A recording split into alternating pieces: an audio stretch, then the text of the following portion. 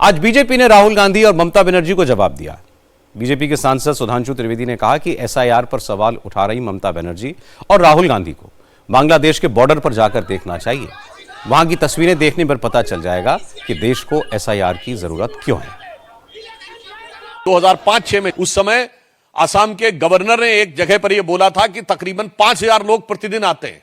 एक वो दौर था और आज सब मीडिया में देख रहे हैं कि बांग्लादेश की तरफ जाने वालों की कतार लगी हुई है। पश्चिम बंगाल में तृणमूल कांग्रेस के एक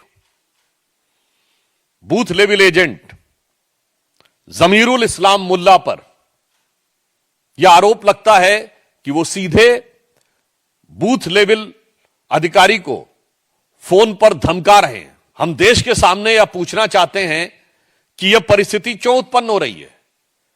यह परिस्थिति क्या इसलिए नहीं उत्पन्न हो रही है कि यदि केंद्र में स्वयं नेता प्रतिपक्ष सीधे इस चुनावी मतदाता सूची के संशोधन पर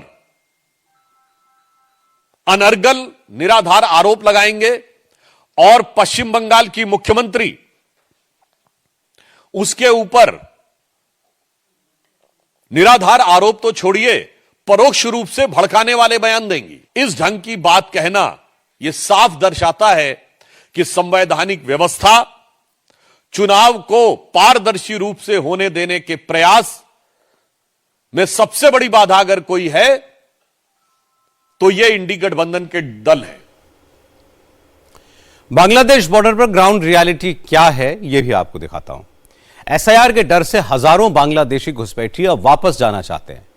नॉर्थ 24 परगना जिले में हाकिमपुर आउटपोस्ट पर हजारों बांग्लादेशी बॉर्डर पर डेरा डाले हुए हैं। हमारे संवाददाता ओंकार सरकार ने बताया कि बांग्लादेश का शायद ही कोई ऐसा जिला हो जिसके लोग घुसपैठ करके भारत में न आए हों। हाकिमपुर पोस्ट पर जो घुसपैठिए पहुंचे हैं उनमें से कोई बांग्लादेश के खुलना से आया है, कोई राजशाही से, कोई जैसोर से, तो कोई मेमन सिंह से। और ये लोग कई कई साल से पूरे परिवार के साथ बड़े आराम से बंगाल के अलग अलग शहरों में रह रहे हैं। कुछ बांग्लादेशियों ने तो अपने आधार कार्ड, पैन कार्ड तक बनवा लिए। कुछ ऐसे भी मिले जो कई सालों से सरकारी राशन ले रहे हैं, सरकारी योजनाओं का लाभ उठा रहे हैं। उनका को अबुल हाशिम नाम का एक बांग्लादेशी मिला। उसने अपना और अपने परिवार के आधार कार्ड और पैन कार्ड सब बनवा लिए थे। वोटर कार्ड बनवाने की भी कोशिश की थी, लेकिन दलाल ने ज्यादा पैसे मांग लिए, उसके पास थे नहीं। बस इस वजह से उसका वोटर कार्ड नहीं बना। अब एसआईआर शुरू हो गया। अबुल हाशिम को पकड़े जाने का डर लगा, तो इसलिए उसने पूरे परिवार के साथ वापस बांग्लादेश जाने में ही भलाई समझी। अबुल हसीम वो हमारे साथ है, उनसे बातचीत करेंगे। आप कब आए थे भारत में? भारत আছি 5-6 বছর আগে। 5-6 বছর তার আরো বেশি হতে পারে। আরো বেশি হতে পারে। কে এসেছিল সঙ্গে? আমার ফ্যামিলি সব। কতজন ফ্যামিলিতে? আমার ফ্যামিলিতে যে সময় আইছিল ওই সময় 2-3 জন, 2 জন ছিলাম। ছেলে ছিল 3 জন ছিলাম। अच्छा, आपके पास आधार कार्ड है ना? हाँ हाँ पैन कार्ड হয়েছে। तो ये आधार कार्ड पैन कार्ड कैसे बना? কি রকম করে বানালেন? ও সরকার অর্ডার করলো সেই সময় যে প্যান কার্ড করো, আধার কার্ড করো। তা ওই আমার আধার কার্ড তো ফার্স্ট চান্সে করা, ওপর থেকে অফিসার আসতে গ্রাম স্কুলে সেই স্কুল থেকে করেছিলাম। स्कूल में जाके करवाए थे, किसी कैंप में जाके? আর বলছি ভোটার কার্ড আছে? না না, আমার ভোটার কার্ড হয়নি। কেন? আমি একবার চেষ্টা করিলাম কিন্তু হয়নি। আর আপনার পয়সা চাইছিল মেলা, এই জন্য আমি আর করিনি। গরিব মানুষ কোথায় পাবো পয়সা? মানে ভোটার कार्ड बनाने के लिए आपके पास पैसा मांगा गया था? कितना पैसा मांगा गया था? কত পয়সা চাইছিল? वो 15,000 16,000 এরকম চাইছিল। 15-16 हजार रुपए मांगा गया था वोटर कार्ड बनाने के लिए। तो कौन मांगा था ये? वो গ্রামে মক্কেলটা আছে, এরাই কয়। कौन सा কাশীপুর গ্রাম। चाचा का नाम है अबुल हुसैन। पिछले 4-5 साल से ज्यादा समय से वो भांगड़ में रहते थे, यानी कि साउथ 24 परगना डिस्ट्रिक्ट में रहते थे। और उनके पास वो जितने भी डॉक्यूमेंट है वो बनवाने की कोशिश किए थे, वो डॉक्यूमेंट बने भी थे, ऐसे ही उनका कहना है।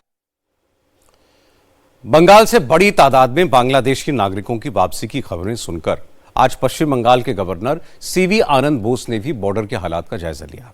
बॉर्डर आउटपोस्ट पर राज्यपाल आनंद बोस ने बीएसएफ के बड़े अफसरों के साथ मीटिंग की और सीमा पर आवाजाही पर कड़ी नजर बनाए रखने के निर्देश दिए। बीएसएफ के अधिकारियों के साथ मीटिंग के बाद सीवी आनंद बोस ने कहा कि जो लोग एसआईआर का विरोध कर रहे हैं उन्हें हाकिमपुर की तस्वीरें जाकर देखना चाहिए, समझना चाहिए कि देश के लिए एसआईआर क्यों जरूरी है। As a governor, it's my duty to see that I am with the people when they need me. In a crisis, I do not want to run away. In a crisis, in a confusion, I want to be with the people, clarify to themselves, and also give a strong message that the governor is there, not as an onlooker or a weathercock. The governor is there to take action. No illegal migrants will be tolerated in India. We have our own rules and regulations. We have the border security force to check it. We'll certainly see that Indians live in India and also those who are allowed to be here. Illegal immigration is resented and will be strongly resented, and the BSF is strong enough to guard our borders. India is strong enough to unearth any fake identity card or any fake attempt to enter into our territory and live here without valid permit from this nation.